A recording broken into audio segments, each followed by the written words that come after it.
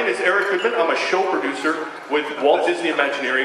Kind of a little bit of history about myself. My grandfather actually helped open Disneyland back in 1955, and my mom worked in the park, so I'm a third-generation cast member. I've basically never had to pay to get in the park, so it's my big claim to fame.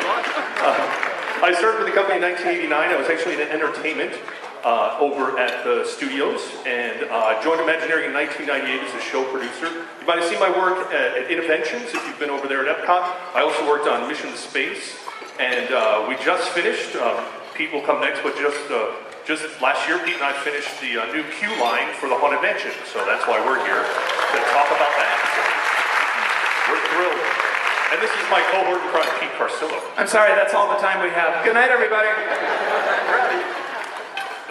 My name is Pete Carsillo. I was the show designer and art director for the latest round of enhancements at the Haunted Mansion. And my history isn't nearly as wonderful as yours, but it is pretty wonderful. Anytime you can be associated with Walt Disney Imagineering, it's pretty wonderful.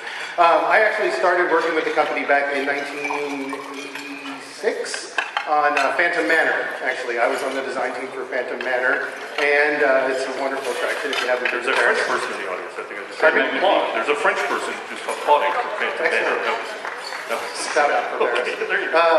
And I actually went off and built attractions all around the world for other theme park companies we won't mention. And then about 5 years ago, came back to Walt Disney Imagineering. And since that time, aside from the Haunted Mansion, where we spent the last year, I was the production designer for the Hall of Presidents on our recent refresh. Also the set decorator for the recent Spaceship Earth refresh. So I'm really big on refreshes. And we've got a lot of other projects in the works, which we hope to thrill you with next year. But that's I think pretty much me. At some point, we will begin talking about the ride. I promise.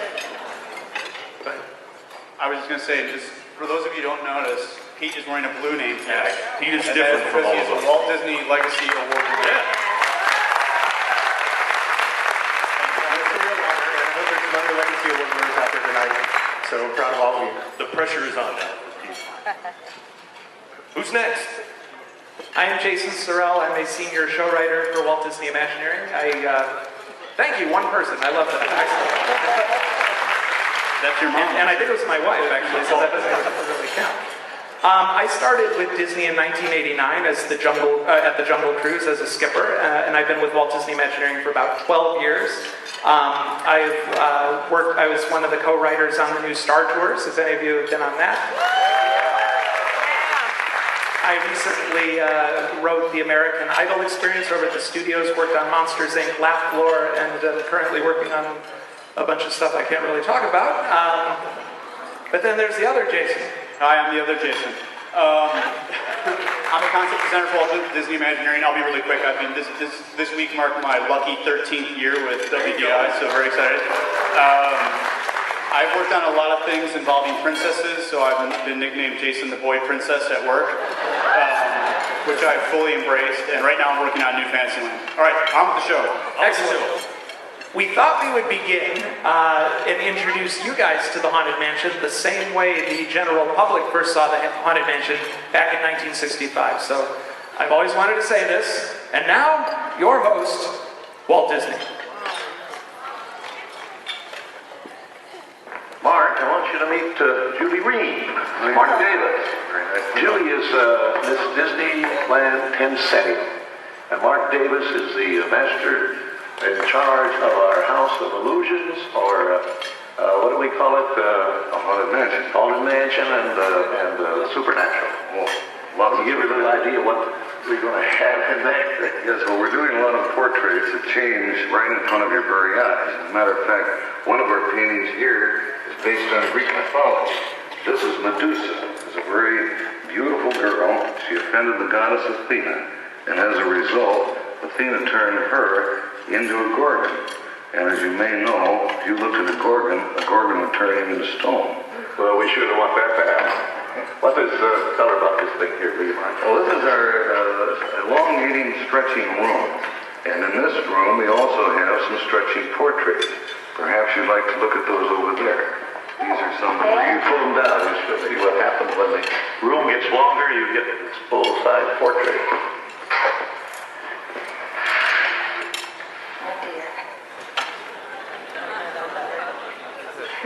This is my favorite here. Oh. Now, come on, I get a picture here, another picture right up there. That's it. You seen enough? You want to see some more? We got a lot of stuff. Oh, let's see some more. I think we better get out of here. I think we're being watched anyway. Good idea. Roland, I want you to meet Julie Reed. She is Miss Disneyland Pencennial. This is Roland Crump, for the project here is sort of acting as the interior decorator of a house of illusion. What do we call it? Museum of the Weird. Museum of the Weird. Will you tell her about some of these things? These are going to be collected from all over the world, supposedly, and we're going to have man-eating plants, and we're going to have a coffin clock here that we're working on right now. We have a gypsy cart that comes to life with ghosts inside of it. We have a candle man. These are just things that are collected from all over the world. Just the weirdest things we could find. Yeah, we're also collecting real ghosts to bring you. You believe in ghosts, don't you, Julie? No. You don't? No, really. Well, let me take you over here and convince you that they do exist. Now, you peek right in this little thing here, and then you tell me what you see. Now, peek in there. What do you see? Organ. What's going on? Play. Yes. A ghost. A ghost is playing, sure. What kind of ghost? A skeleton ghost. Yeah, well, they have all kinds of ghosts, you know. Okay. Now you believe, I hope. Huh? Have to. I'll come right over here and I'll show you where you're going to meet the ghosts. This is a little scale model now of the Disneyland area. You've seen this many times, but we haven't got the ghosts in there yet. But we're out collecting the ghosts. We're going to bring ghosts from all over the world. And we're making it very attractive to them, hoping, they'll want to come and stay at Disneyland. So we're putting in wall-to-wall cobwebs, and we guarantee them creaky doors and creaky floors. Now, that big hole that Okay, we can cut it. talked about earlier, well, this is What I love about that clip, There's so much to love about it. he cannot get the name right for the life of him. He's like, Julie, we're going to show her the House of Illusion, or what are we calling it? I can picture like Mark and Rolly driving home that day going, he kept screwing up the name on national television. I think it's great. I love that he doesn't. Because that would be. I don't know the names of anything. So. But if you ever seen anybody have so much fun, though, I mean, really, he's so into it. And one piece of trivia that you may not know, do you know why he had the camera with him? He's taking pictures of her all over the place. That was the sponsor of the show, so that was how they worked it in instead of having like a traditional commercial. And it's funny, the Museum of the Weird, that whole piece of it, just seemed to kind of drop off a little bit. They talked about it and then you really never saw it again. Yeah, they had, Rolly had been kind of working on that idea a little bit independently, and I don't know that he had the full support of the Imagineering team because it was a little out there. And there was one day when they were all doing their presentations to Walt, and Rolly told me this story. He was like, my stuff was kind of off in the corner, and it was kind of an afterthought. And Walt was walking out, and it happened to catch his eye, and he's like, well, what's all this? So he pitched the Museum of the Weird, and then the next morning, Walt came in, and he goes right up to Rolly, and he goes, I didn't get a wink of sleep last night because of all that weird stuff you showed me, Rolly. He didn't say stuff. Kids, go to bed. Shall we? Yeah. Yep. Here we go. The Haunted Mansion. Oh, Pete found this. So Pete, you want to talk about this? Yeah, as part of our effort, when we went back and started designing all the new things that we put into the Haunted Mansion, I was the lucky guy who got to go out to our archive and go through all of the original art, all the original drawings, all the original paintings, all of the original notes. And this was a note that I found, and at the top you see the little SM up there. That's Sam McKim. And Sam did some of the original concept drawings of the mansion. And my favorite part of this, and this was one of the driving principles of what we were doing, was at the very bottom, and it says that the attraction was not to frighten, but to amuse and entertain. And of course, we know it all kind of developed a little from there. But I think that's really what separates our haunted mansion, the one that we all love so much, from your average haunted attraction. And we Marty comes down from time to time and talks to us. And a lot of times Marty will say some of the same stories, but this one time at a meeting, Marty started telling the story about the Haunted Mansion just to go with your, to amuse and entertain bit, so I had to reread it. See, I can't remember anything either. I'm perfect for the House of Illusion. So Marty said how they went to a meeting with Walt, and it was an hour-and-a-half meeting, and all they did was talk about Haunted Mansion. And when the meeting was starting to wrap up, Marty says to Walt, Walt, what we should do in there is we should try to make it funny. We should inject some humor in there. And Walt looks at Marty and goes, Marty, what do you think we've been talking about for the last 90 minutes? This wasn't paying attention. So then Herb Ryman developed the Marty joke scale based on, when Marty thinks it's funny, then it's funny. Until then, no one else's opinion matters. So. And the other interesting thing about that clip, one of the reasons that I like to show it is a lot of people think that Pirates of the Caribbean, it's so widely known as the last attraction that Walt Disney personally supervised. And while that is true, this clip shows you that he was so aware of so many of the show elements that made it into the Haunted Mansion. So over time, we've come to feel like this really is the last attraction that Walt really had a lot to do with. So, you may not think of it that way, but there's a lot of Walt Disney in the Haunted Mansion. And this piece is historic. I remember when I was first doing research for the book, I had never seen this piece before. It's entitled Church, Graveyard, and Haunted House. It's by Harper Goff, and the interesting thing is this drawing actually predates the formation of WED. So this is from, I think, early 1952 or even 1951, I can't remember. But what's interesting is it indicates that Walt wanted some kind of haunted experience at Disneyland from the very beginning.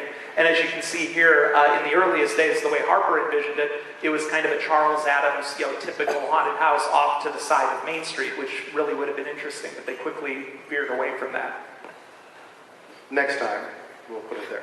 It's the only land, I think, that we haven't put a haunted mansion in, so we're running out. Did you want to say something? No. He's got the clicker, though, so he's got the clicker. He'll keep moving on. This is my virtual whip. I'm going to use this runway. Is everyone We should have dressed for the runway. Look, you got your hat on backwards and everything. You got your camera. You can do a little Zoolander thing here. So, Jason, let's talk about Ken Anderson. That's right. Imagineering don't get a lot of press for this kind of thing, but we know how to work it on there, right? All right, the slide, Jason, the slide. What are we looking at here? I was under the impression we were going to divide the work. Well, you've taken center stage. We went over this in the show outline. This was your segment, and we were For anyone who is going to keep the spice. 23 event in May, it's clear we rehearsed nothing. So this is what you get. You have a question? We're going to do this Phil Donahue style. We've lost it now. We have a room of people who actually know who Phil Donahue is, which I find very exciting. Why don't you go ask Noah what he thinks? What?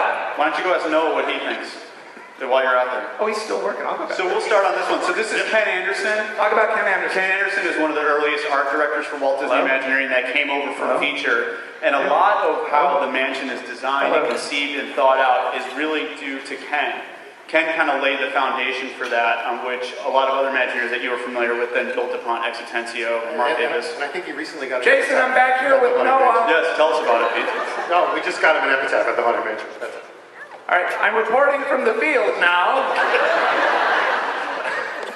Dude, I'm not trying to get criticized, but you were supposed to be for like 25 minutes.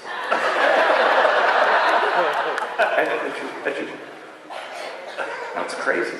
You having a good time? Hey, Noah, feel free to paint some hair on his head. Oh! Snap! I'm not going to lie, that felt good. Look at that, look at this. You might want to go ahead. All right, so this is how Brandon and Angelina feel, but like every day. All right, keep going, you're doing great. We wanted the presentation to kill, we didn't want it to die. Thank you very much. Good night, everybody. And moving on. So here we are. This is an early aerial view of New Orleans Square and Frontierland for Disneyland, where the Haunted Mansion eventually ended up settled in Disneyland. We're moving forward, and then Jason, explain this painting, please. This is one of the most famous Herb Ryman paintings. He was really known for his attention to detail, even in a rough concept drawing. And what's famous about this one is in the background there you can see clearly what became the Pirates of the Caribbean show building, although at this point it's still earmarked as a walk-through wax museum. and then you have the nuns in the front. He really took great pains to kind of bring New Orleans to life, and he took it very seriously. So even in his earliest concept renderings, he added that kind of detail. And then this sketch is very famous as. Did you want to say something? No, he was going to say something. Okay. No. This is your section. Oh, it's my section. Yes. Then why am I up You here? remember that? Come back. Okay. It's very difficult to compete with cheesecake, I have to say. This is actually one of the first drawings that Sam McKim did for the Haunted Mansion as it was built at Disneyland. And it's famous within the company for really showing kind of a rundown, decrepit house, and that was one of the first issues that Walt had with it. He said, we're not going to have anything that run down at Disneyland. We'll take care of the outside. We'll let the ghosts take care of the inside. So then, actually, that was a Ken Anderson sketch, and then Sam McKim colored it in, and that created a great deal of controversy. For a long time, no one knew who owned this piece of artwork, right? Who did it? And the fact and Sam McKim was credited with it, but what we discovered was that Ken Anderson actually did the sketch. Hello, dear. Okay. And then and Sam McKim actually colored it in. But the funny thing about this story, go ahead. Does anybody see any similarities? That is a house in Baltimore, and this picture wasn't discovered until, unfortunately, after my book was published, so I look like a complete idiot. But that's not the only reason. Keep going. He's really very sweet when you get to know him, but it just takes 8 years. No, the interesting thing, though, is when I was interviewing Marty Sklar, I was always under the impression that the house was based on Evergreen House, which is another house in Baltimore, and that actually was an influence on the Haunted Mansion. But I sit down with Marty, and he kind of leans in very conspiratorially, and he goes, Ken just copied that house. And I said, well, there's some similarities, but I don't think he copied it. And Marty's looking at me like I'm crazy. Then that picture comes out, and we're all like, ooh.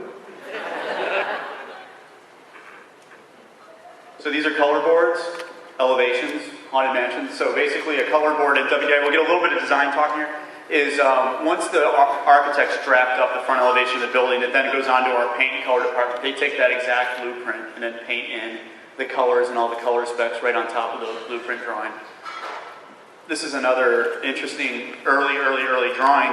This was from when it was a walkthrough exhibit, correct? Yeah, that's another Ken Anderson piece. The reason we like to show this one is we actually returned to this drawing as recently as 2007 when we did the enhancement here at Walt Disney World. How many of you are familiar with the endless staircase with the footsteps going? Just to show you how often we return to our own heritage, this actually was very influential. We went back to a lot of the early Ken Anderson pieces in particular, and that's where one of the places that the invisible footprint gag came from. And the other thing that's really interesting about this drawing too is that the fun thing about the mansion is it's very multi-level. You come in, you go upstairs, you go down, and this is the first drawing where you actually kind of see a view from a balcony looking down, which sort of was a precursor to the ballroom scene in the ride. Because you look at this and it's really exciting. You'd much rather be up on the balcony than on the ground floor, at least from a storytelling perspective. And sometimes Imagineering almost becomes like an archaeological exercise because that's a very old sketch, dating back to the late 1950s. But it so clearly influences one of the beloved scenes that everybody remembers, even though that development process didn't happen until 8 years later or so. And then we love this because it is just so 1950s. And this is another Ken Anderson piece. Originally, the walkthrough experience was designed to have the guests just walk through a series of rooms where these series of special effects would unfold, almost like they compared it to an elaborate department store window, like you might see at Macy's, with just minimal animation and tricks of the light and things like that to pull off some of the gags. And this is fun because it really looks completely different than any of the other kind of pieces of art. This is almost like Twilight Zone Tower of Terror here. It's really kind of... And Ken Anderson, I think, is one of the unsung heroes of the Haunted Mansion. I mean, people, when the book first came out, they asked, well, what was the biggest surprise for you? And I think, I had always thought, okay, Haunted Mansion is Mark Davis, Ex Atencio, and Claude Coates. But really, you see all of the work that Ken Anderson, Colin Campbell, Sam McKim, all of these other artists really brought to it. And also this feeling of you're kind of sneaking in, you're looking into it, you're kind of hiding and watching it all happen in front of you. It's a very scary kind of thing, very voyeuristic, I think, almost. Anyway, I'll stop. Go ahead. The next slide. I've just been going through them. You're doing great. Thanks. Early portraits. These are just more gag paintings. This is Ken Anderson too. Yeah, he generated like 4 different storylines, many of which revolved around the sea captain and the ill-fated bride. What's ironic is some of those earliest stories were actually a lot more involved and complex than the one we ended up with, which is the retirement home for 999 happy haunts. This piece, does anybody recognize this guy here? This is the one I refer to as the overzealous Dr. Frankenstein because he's actually stitched forearms onto Frankenstein. He really got into his work. No, one of the concepts involved the wedding of a vampire with the book. There he is. There's Frankenstein. How many arms right here? And he's here with us tonight. Here's Frankenstein. Sir, please stand and be embarrassed. Let's count those arms. Thank you. There's one, and that's it. So anyway, they generated sketches like that and then realized what a copyright infringement would involve and then got away from that story. So here's mansion under construction. And this is California. We should probably mention this is Disneyland. Yeah, these concepts are all generated for Disneyland, and the house was actually built, as a lot of you know, in 1963, and then it sat there for 6 years behind a construction fence. And the funny thing is, it's like we tell that story so many times, but we don't stop to think about what it actually means. And Jason, you are working on the new Fantasyland right now, am I right? Yes, that's correct. Can you imagine what would happen if you basically just stopped what you're doing tomorrow and left it for 6 years? I don't think. Walt Disney World. Here we are. Hey, now we're talking about it. There it is. There it is. Hey, let's take a straw poll really quickly. How many of you have been to multiple haunted mansions? How many prefer the Disneyland original? Walt Disney World? It's a local crowd. Tokyo Disneyland? I like the Tokyo one because it's very fun. I mean, because it's all in Japanese. I think I was like, ooh, mohoto mokoto sama no.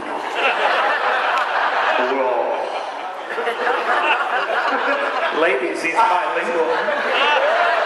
Wait, has anyone here been on the Tokyo Disneyland mansion? Seriously, isn't that what it sounds like? Yeah, it's cool. Like the ghost host is What? very low. No, I'm done with that one. I can make it in Japanese too, but that was okay. So moving on. Okay, anyways. Phantom Manor. Walt Disney World, the clear winner by landslide. It's a local crowd. Here we go. Keep going. There it is. Opening day.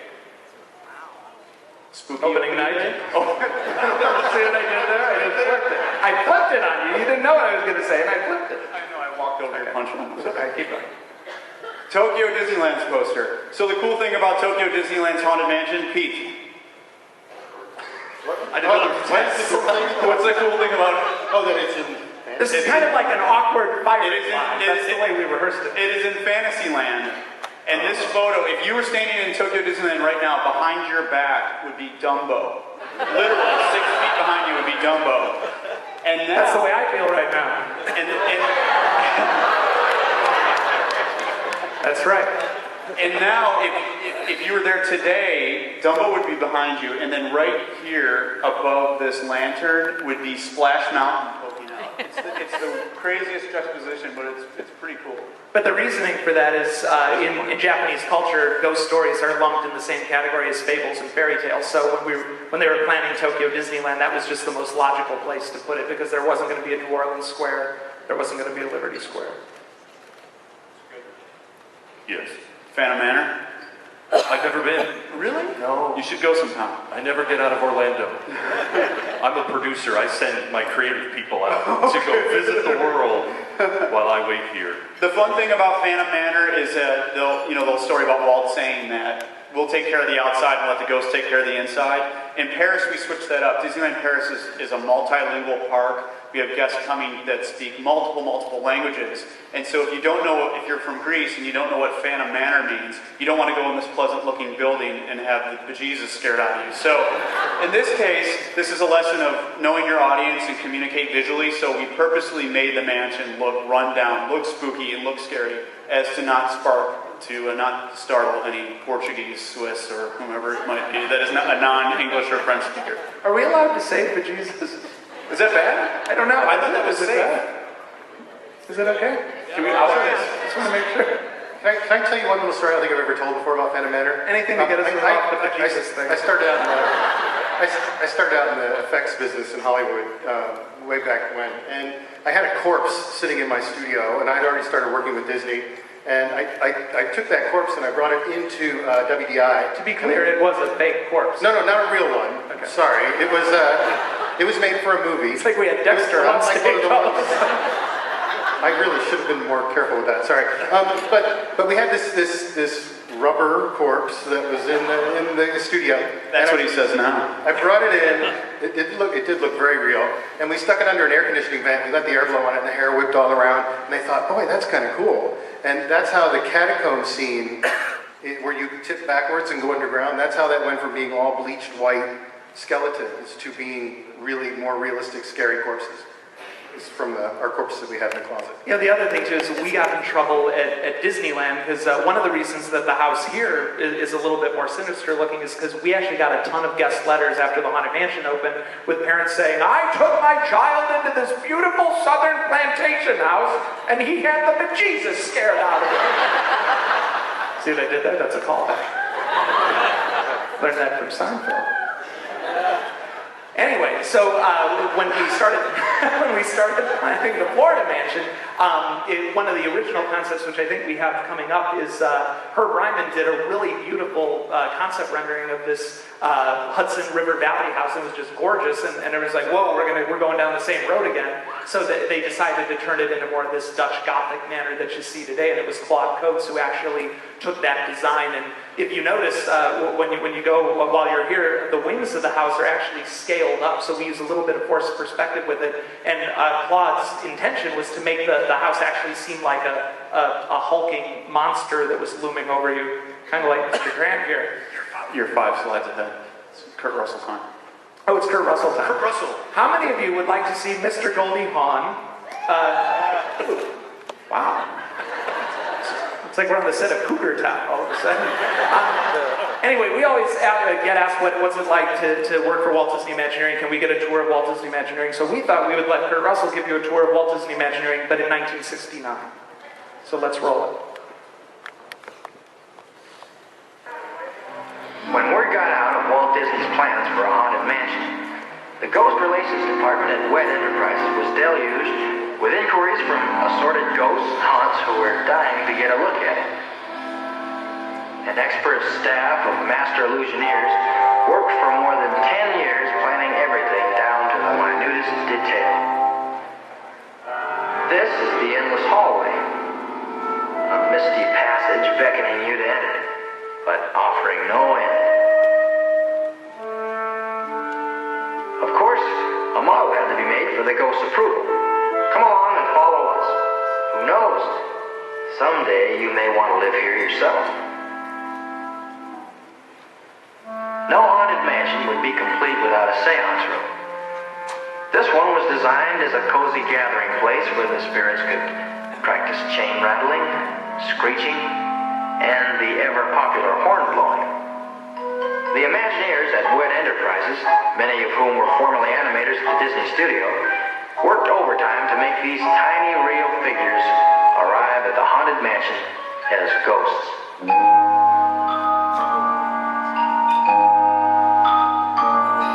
Seems to work well enough, doesn't it? Suitable sleeping quarters had to be prepared. You might call this a model apartment. As the ghosts began to arrive, individual problems began to pop up. A skeleton crew of technicians was kept busy full-time, attending to the peculiar needs of the future inhabitants. No stone was left unturned.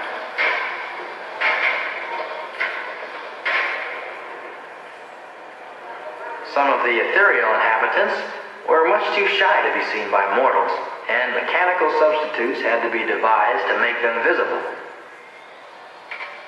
What you are seeing is a man operating a machine that activates the mechanical features of this head.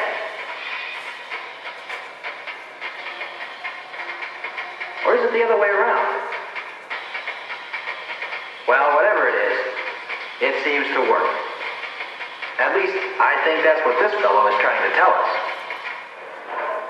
With the aid of these banks of electronic equipment, even the household pets were animated, including these two friendly creatures.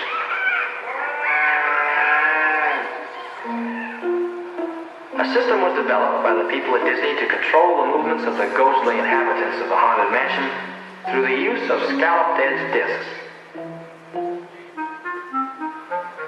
Roller cams followed the depressions in shoulders, producing realistic movements that helped to bring our spooky tenants to life, if you'll excuse the pun. This system was called audio animatronics, which combined three-dimensional animation and sound through the use of electronics. By stacking these discs, a number of functions could be controlled at the same time. As a matter of fact, every movement and sound of all the tenants of the Haunted Mansion is directed in this manner.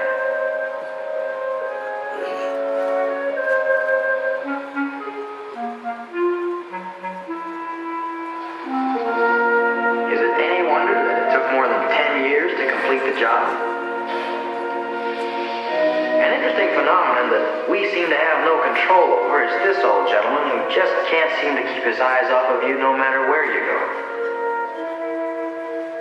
Probably the single most difficult problem faced by the Illusionaires at Wed was that posed by some of the more bashful boarders who refused to show their faces.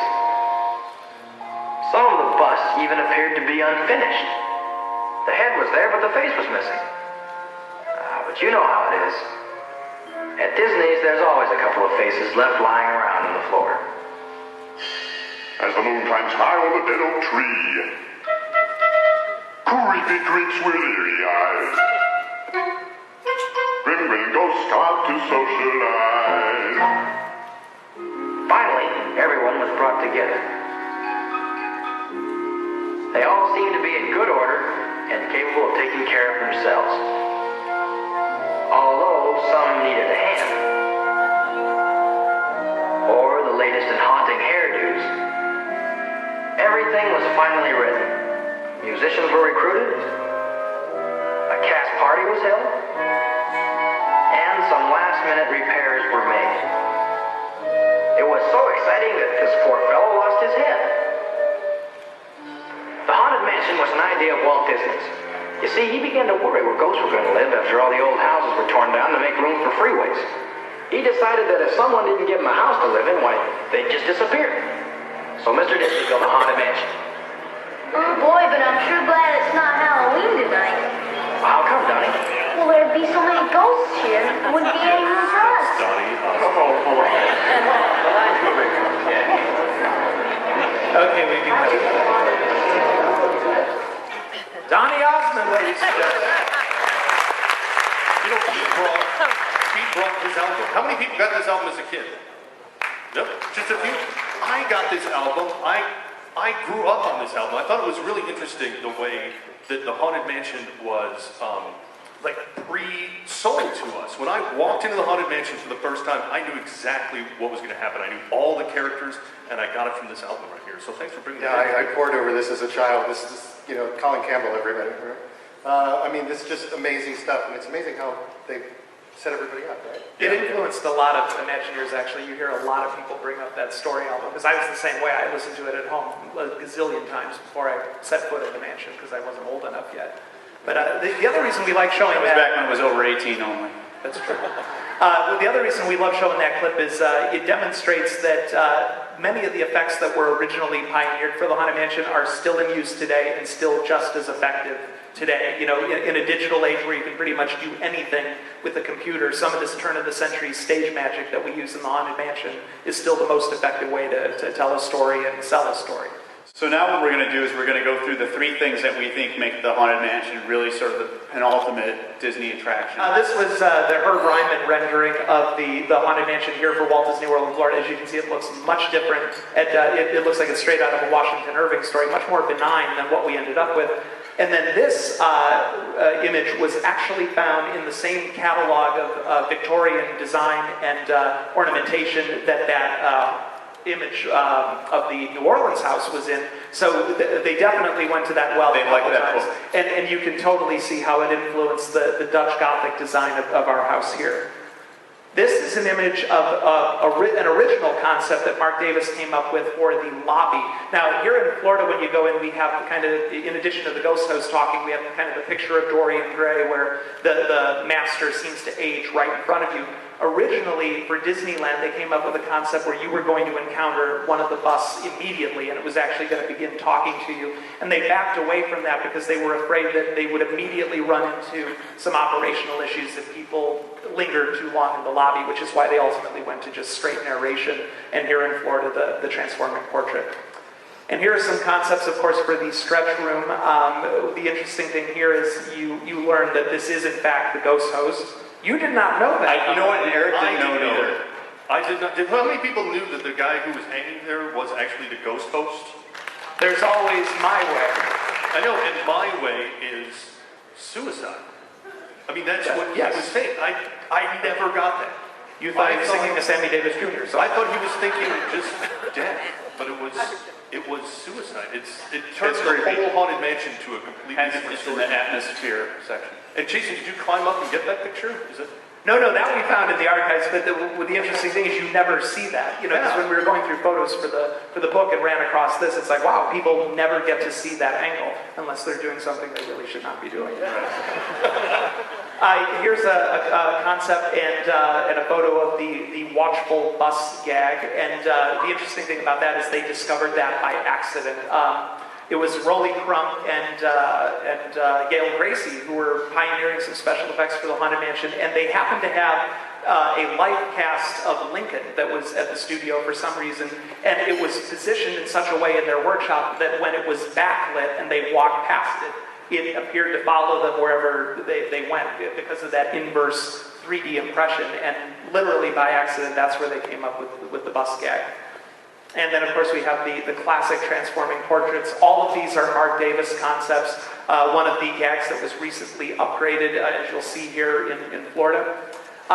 This is interesting. This is a Claude Coates sketch for the attic. You don't normally see a lot of his stuff of that style, but that demonstrates, he was really in the scary camp because over time, especially when we lost Walt in 1966, a little war broke out between the people that felt it should be funny and the people that felt it should be scary. And Claude kind of led the camp that felt that it should be scary, and you can see that in a lot of his work. And then, of course, there are the singing bus, which employs what we call the Leota effect, which was another accident. Again, Rolly and Gail were kind of just messing around in that workshop of theirs, and they happened to have a bust just sitting there for something that they were going to use for something else. It was a bust of Beethoven. So they took some film footage of Hans Conried, who they shot his face for the Magic Mirror for one of the Sunday night TV shows. So they knew they had some facial photography on hand, so they just rigged up a projector, threw it on that bust of Beethoven, and boom, that's where the Leota effect comes from. And then the other thing about the bus that's so great about, at least as far as atmosphere is concerned, is what's one of the most significant things about the Haunted Mansion is the music. It's the singing and the song, and that really, I think, makes it what it is. You can't imagine the attraction without that song, without the singing bus, without any of that. It just wouldn't work. Someone's blowing up. What is that? Are you okay? No, that's all right. I just want to make sure no one's exploding. Are you doing it? Destruct sequence activated. 5, 4, 3, 2, 1. Okay. We live! Okay, have to pick on the tween. I'm sorry, I didn't know She's at the develop time. an eating disorder. I don't have because of you. I don't know. She doesn't have my snappy remarks. We're sorry. We'll give you a... We're losing cohesion over It's his here. fault. People wonder why it takes us so long to design things. You guys are doing great. Thank you. Oh, that's Catbox Ghost. That's Gail Gracie. Yeah, look at that. Boy, I wish we could bring that back. Where's his pipe? I don't know. What am I talking about, Gail Gracie? What a wonderful character it is. Yeah, and the fact that, more people talk about a character that doesn't even appear in the Haunted Mansion, than some of the ones that do. And there's a campaign even today to get him added to the mansion. I've talked to those people. Would you guys like that? So this atmospheric Is that your mom? apparition No, is but near I and do dear to you, believe so please my explain. mom, who is here tonight, is single-handedly responsible for the living knight being removed from the Disneyland attraction, because what happened was in the mid-1980s, the Imagineering team felt that the Haunted Mansion was becoming something of a predictable experience. It was a wonderful experience, but it was the exact same every time you rode. So Tony Baxter and a bunch of the Imagineers thought, why don't we introduce an unpredictable element? So they came up with a number of living characters. There was a knight, and there was also kind of a Phantom of the Opera type figure. And they thought they would place them in the show, and they would show up at different times in different places and come to life. And what wound up happening was this knight was in the corridor of doors, and my family had just moved out to California, so we were unfamiliar with all this. We'd grown up with Walt Disney World and the Haunted Mansion here. So I'm riding for the very first time with my mom. We go into the corridor of doors, the doom buggy swings around, and all of a sudden there's this suit of armor reaching into the car. My mom hauls off and belts this guy. Right? And you hear like this 18-year-old kid going, ah! And he was gone like a couple of weeks later. So I apologize, America. These are, you're just going to click through. Ex Atencio was brought over by Walt Disney. Oh, yeah. Round of applause. The song. You just start with the song. Yeah, Walt basically showed up at his desk one day and said, X, you're going to go to Imagineering and you're going to be a writer. X had never written a word in his life. He was an animator, had no idea what Walt was talking about. And, you know, the way he tells the story, he's like, well, in those days you just did what Walt wanted, so I guess I was going to be an Imagineer. The version I heard, X said that Walt asked him to come to WED, and he went to WED, and then after like 2 weeks he went to Walt, what am I doing here? Because he hadn't done anything, and Walt goes, well, you're going to be a writer. And he's like, okay. And his first assignment actually was Pirates of the Caribbean, and he said, well, you know, or do the script for Pirates, and he's like, he'd never seen a pirate movie in his life, had no idea what to do, so he just said, so I went to the library. A quick sidebar on that, when Walt pulled people over from the studios to go to WED, Rowley said that all the people who were still in animation referred to WED as Cannibal Island, because when you went there, you never came back. That's true. You know, Blaine Gibson tells that story too, where he would just become an assistant animator to Frank Thomas. And he, you know, worked his way up from doing, you know, pixie dust in Peter Pan all the way up to character animation. And then he got the call to go over to WED, and he said, I don't want to go. And they said, well, yeah, too bad. Yeah. This is Paul Frees, the infamous voice of the Ghost host. He was also the voice of Ludwig von Drake. And most of the Pirates of the Caribbean, the legendary voice actor, although I cannot picture it, he was also the first voice of the Pillsbury Doughboy. So, discuss. And we should say that, you know, the new queue line, if you've gone through it, we put a little stone for Paul Frees. We wanted to honor him. Yeah, a lot of you guys. And that was the only epitaph that I wrote that they kept. I wrote lots, and I'm not a writer, and I've been reminded of that many times, but I did write that one. You did write that one. And he's also the only one you told me that was not an Imagineer. All the gravestones we have there are Disney legends and Imagineers, and he's so special. It seems like he did every show I ever watched growing up as a kid, aside from the Disney products. I mean, he was the Christmas specials, he was the Burgermeister, Meisterburger, you know, all these wonderful characters. And of course, the record album was so firmly in our minds. So we really wanted to be sure he was honored. So our next section is Deadly Details. The interesting thing about the mansion is if you look, everyone talks about how Imagineering, there's attention to detail. The interesting thing about the mansion is that, at least that we can discern, it's the first example of an attraction that is heavily detailed, with detail that's actually been customized for the story. So in the past, you'd see things like Main Street or Fantasyland, where basically it was sort of, I don't want to say it was a replication, but it was directly inspired by the historical equivalents. In Mansion, you see something different. In Mansion, or the film-based equivalent. Or the film-based, right. So in Mansion, you see something different. You see details created specifically for the mansion. And we talked about Museum of the Weird earlier, and Pete leveraged some of this with the Q thing, is you look at a guy like Rolly Crump, and Rolly Crump was a really amazing designer, and I mean this in the best sense. Some people would take offense to this, but he was almost like a decorator. Like he would get in there and he was a stylist like Mary Blair. And so you'd see a lot of these things for Museum of the Weird, like chairs with faces and clocks with faces and all of these things. And so while Museum of the Weird doesn't exist, it really does in the mansion right now, because you look at the grates on the fireplaces and you look at all of these things with all the hidden monster faces. That's Museum of the Weird, and that's Rolly Crump. And the torches were his design too. Yeah, all of that stuff. He was really inspired by Cocteau's Beauty and the Beast, which had a lot of body parts basically built into the architecture, and that was a huge influence on him. Yeah, these are the stanchions that are bats that are all, handmade, and we actually use some of those. Here's something that there it is. Nobody's seen yet. Nobody sees this up close in the mansion, but how many have seen the new interactive hitchhiking ghost? Yeah. Have you all seen it? Okay. So one of the neat things about that is that it's something we can keep growing and changing with. I mean, it's not a fixed show. We can keep improving it and making it better. But has anybody seen where Ezra tips his hat? Has anybody gotten that particular experience? Because if you notice, little bats fly out of his hat. And the little bat, there's even a little baby bat, by the way. But all the bats are based on the bat stanchion. So if you look closely, you'll see that's the bat right there. Took us weeks to get to that bat, too. There's a lot of revisions. Has to be right. Yeah, it's got to be right. You're absolutely right. And then there's, of course, the famous wallpaper, which is often credited to Mark Davis. And while he did contribute to it, the wallpaper is largely a Rolly Crump creation. And he pointed that out to me when he saw it in print. He said, "You did your homework." Who did that? That looks great. That is the most amazing air conditioning grate I have ever Now, seen. you gave away the punchline. Oh. Who did that? I'm joking. You shouldn't have made fun of me when I was I know. It's very Here, hurtful. it started right.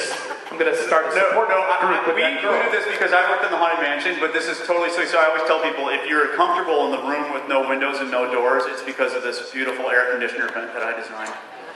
So it keeps all of us foolish mortals. If that was not a prompt for applause, I don't know what is. It's one of those things that people are like, oh, we need you to help with the mansion. And I mean, that when you hear those words, it's like, oh my God, I'm going to get to contribute to the mansion. It's like I trim the bushes at the mansion. And like, well, what do I need to do? Oh, we need you to design an air conditioning vent. April 9th, 2009, that's when they called me. Yeah. I actually remember that because it was such a killer. It's awesome. Ballroom scene, more fun, more dirt, more dust. More detail. More than detail. You can shake a stick at. This is your part, Pete. Yeah, this is one of the, you've seen we kind of expanded the cemetery recently. We had this wonderful opportunity to not only make part that you could walk through, but also make the hillside kind of go up further. In my dream, because, Imagineers, we always dream very big. In my dream, the cemetery actually surrounds the house. Goes down into the river, and the river flooded up over it. We designed tons of stuff that we didn't get to use because Eric was the producer. Did I mention that? No, Eric did a great job supporting me. It's just that, there's always a limit, and we always hit the wall. But here you see some of the busts these are show scale models from the original Haunted Mansion design. You saw the sketches earlier. This inspired part of our new cemetery. And there, if anybody's seen the characters out there, this is one of those really weird points because you get to come up with something that feels classic but also is a little bit new. That's one of my big goals with the entire project was to be very much in the old school world, but to kick the door open a little for a new story because there's a lot more grim grinning ghosts that we haven't explored yet. And what's interesting, and Pete won't say this, so we'll say it for him, but presentation because he won't say it. Pete actually apprenticed with Blaine Gibson, spent a lot of time with him in his studio, actually worked with him on the Roy statue that we have here in Florida. And when you go into the cemetery of the New Kew at the Haunted Mansion, Pete made a conscious attempt. Not only did he return to a lot of Blaine's original material for inspiration, but he took those designs to Blaine, who's retired and living in Arizona, to get his blessing. So even though you're looking at something that's brand new to the Haunted Mansion, you're actually looking at something that is very much steeped in tradition and signed off on by one of the legends. So it's really, really, really cool.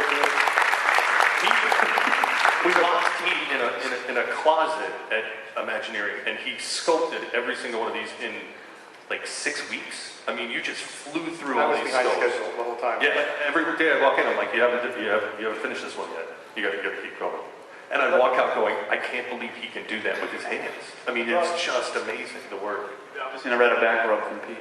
No. Well, it's a great... The funny thing is, I didn't go there because I thought it was in poor taste. I figured I'd say it before you did. Okay. Well, one of the things, too, I will mention about these is trying to stay in Mark Davis and Blaine Gibson's head. the whole time is a pretty wonderful experience, and trying to get into their style of character, because when you walk into the cemetery, it shouldn't feel like Haunted Cemetery number 105, right? This is Disney's Haunted Mansion, so it has to be Disney's cemetery. It can't feel like the one down at the haunted house that the JC's put up, as lovely as those are. It has to feel like ours, right? The one that we love. And so that's why we were trying to create characters that that really felt like they belonged in the stretch room, that felt like they belonged in the gallery, and they were very consistent with that. But this is one little detail, and this is why you come to these kind of events, folks. This is really tiny little things. You know there's a story, right? Part of it is kind of a, they're kind of grim folks. They who killed who sort of story. Has anybody done the game? Yeah. Okay, so I'm going to have to give away the ending here a little bit. Does anyone know the ending? Oh, yes. See, there's lots of little Spoiler alert. Okay, so cousin Maud, right, the family beauty, she never awoke the night her dreams went up in smoke. Of course, she's not that beautiful, but you know. The idea here, of course, is everyone was trying to get the family fortune, and so she was the last one, and she died in her sleep in a fire. But if you look really close at the back of the bust, right up at the top in their hair, you'll see 3 little matchsticks there. And the idea there is that she burned down her bedroom and she got away with the family fortune. So it's kind of a happy ending with the Haunted Mansion. Now these two, we've had a lot of press on these two. People wondered about having kids at the Haunted Mansion because there's, you know, admittedly deceased children. You know, it's kind of dark. I learned that the hard way on the 2007 enhancement, because initially I was in this one meeting, I was so excited because I thought I'd cracked the code, because one of the hallmarks of the Haunted Mansion is every time you hear Grim Grinning Ghost, it's a different arrangement. You know, it's kind of an organ funeral dirge in the beginning, it's a graveyard jamboree at the end, it's a Rachmaninoff version in the music room, it's a waltz in the ballroom scene. So I thought, I came in, I was so excited, and I'm like, wouldn't it be great if on the endless staircase we have like a nursery rhyme version of it, and there's like a little ball bouncing and jacks being played, and kids kind of sing, you know, doing a sing-songy version, and there was dead silence, and everyone's just looking at me, and I'm like, ooh. Maybe dead kids, you know, isn't cool in a Disney park. But I was thinking like that meeting. but I was thinking like The Shining, because kids are scared. Well, they are. No offense. And so, you know, one of the things that we're trying to do, though, is when guests come to the show, they can identify with it. You know, they can see themselves in the characters in the show. And we've had so many videos, because we put up a little camera, and we kind of secretly watch what's going on. And we put up a little camera, and there's so many kids that come running into the queue, and they stand right next to the head, and they make that little bratty face, and mom and dad take a picture. And it's really a great moment for them. And so they see themselves in the story now. But what's really interesting about these characters is that this head was the original model for those 2 characters, and this was sculpted by Blaine Gibson, originally for the Haunted Mansion, and was not used. And so we went back to the archive, got this head, and then I kind of modified it into the twins that we see today. I just think that's the coolest thing, because it's like you're really returning to some of the original master's work and kind of carrying that on today. And you can see that in the sketch of the Sea Mariner. Yeah, another Ken Anderson story, right? The one that was originally the whole story for the Haunted Mansion. And so we found that, and I said, well, we've got to have the sea captain be more prominent in this story. So I came up with this based on some crypts that we saw in Paris, and this is the final sea captain's crypt. And originally I had it as a really dark story. You know, the guy was like tied to the anchor and pulled under the ocean, and this was his crypt. And then Michael Sprout, who's another one of our writers at Walt Disney Imagineering, who's just, you know, he's just a gag every 3 seconds. He's an amazing guy. He came up with this epitaph about drowning while taking a bath, and was like, all right, I can't fight that. It's brilliant. So, and it's really been a lot of fun. You want to tell about the water? What about the water? You know about the kids? Oh, the kids. No, I don't know what you're... Oh, well, when we play tested this, so we do a lot of play testing out in the audience. We rehearse this. Got this all down. We do a lot of play testing. We just rehearse it with other people. Of interactive. So I actually put a big treasure chest out at the studios to see what guests would do when they were walking by in a queue line, to see what they would do when they were walking by water. And the kids were all drinking the water. And people were filling up thermoses, and the parents were like going, "What are you doing?" And so it's completely died in there. water. There's no, I mean, it's great water, but we wanted to put a smell. We wanted to put like a pickle smell because it was pickled in brine. And I was like, that's not going to work because then you're going to think that it's bad water. Yeah. But these are some great pictures of the queue. If you haven't been over there, please head over. I know we got to wrap it up. We just got a few more seconds here, so we're flying through these. Why don't we end on this one? Oh yeah, this one is good. So, how do you want to do You this? go right ahead. I'll go right ahead. Okay, so the funny thing is about the Haunted Mansion, with all this detail, all this atmosphere, all these things that we've done to create one of the most immersive environments we've ever done, it obviously works because it's been around now 40 years in this park, longer at Disneyland. And look at the ride vehicle, the Doom Buggy, which, if you didn't know any better, could probably pass for a Tupperware container with people inside. And the funny thing is that you sit in the vehicle and it just melts away, and it's great, and it's become an iconic part of the attraction, where if you showed this to most people, they would know exactly what it is, even though it is so completely nondescript. And it's just amazing, to me at least. I think it's amazing. I mean, and it has one of the coolest names of any Disney ride vehicle. So, It's a fun ride. it is. So thank you very much. We appreciate it. Thank you.